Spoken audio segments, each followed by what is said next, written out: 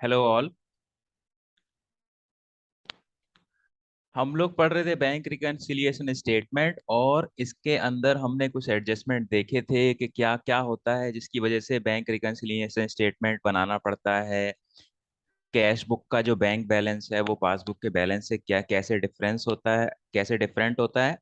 और पिछली वीडियो में हमने देखा था कि अगर कैश बुक का डेबिट साइड या रिसिप्ट साइड अगर हमने अंडरकास्ट कर दिया है तो उसका क्या इफेक्ट होता है, और उसका बैंक रिकन्सिलिएशन स्टेटमेंट में हम कैसे ट्रीट करते हैं जिससे कि हमारा कैश बुक का बैंक बैलेंस और पासबुक का बैलेंस मैच हो जाए।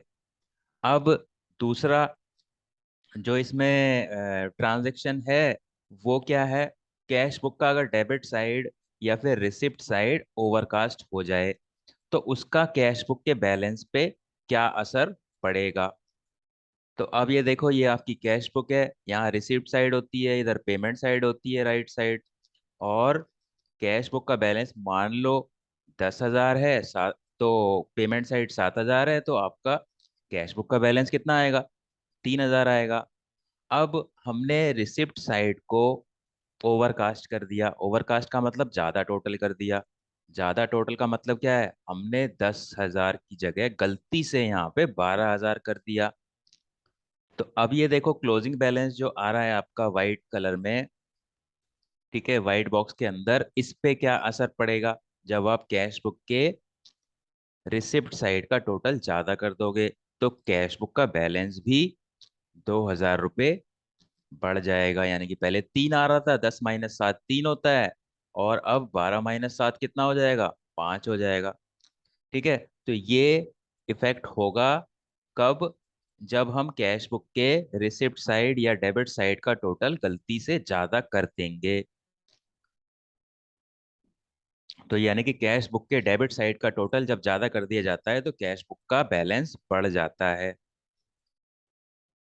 अब इसका इफेक्ट क्या होगा। अब ये देखो, कैश बुक है और पासबुक है, और जब कैश बुक का डेबिट साइड का टोटल हमने ज्यादा कर दिया है तो क्या होगा, कैश बुक का बैलेंस 2,000 रुपये से बढ़ जाएगा। अब देखो, इसको आप कैसे ट्रीट करोगे बैंक रिकन्सिलिएशन स्टेटमेंट में। अगर आपके पास कैश बुक का बैलेंस दिया हुआ है तो पासबुक से मैच करने के लिए क्या करोगे, आप यहाँ से -2,000 कर दोगे तो मैच हो जाएगा। अगर क्वेश्चन के अंदर पासबुक का बैलेंस दिया हुआ है तो पासबुक को कैश बुक से कैसे मैच करोगे, पासबुक में भी 2,000 रुपये ऐड कर दोगे तो वो कैश बुक के बराबर आ जाएगा। तो डिपेंड करता है कि क्वेश्चन में आपको शुरुआत में कैश बुक का बैलेंस दिया हुआ है तो कैश बुक में माइनस करोगे 2,000, और क्वेश्चन में अगर पासबुक का बैलेंस दिया हुआ है तो पासबुक में प्लस कर दोगे 2,000 रुपये। ठीक है, तो इन दोनों में से एक ही काम करोगे क्योंकि एक ही बैलेंस क्वेश्चन में दिया हुआ होगा।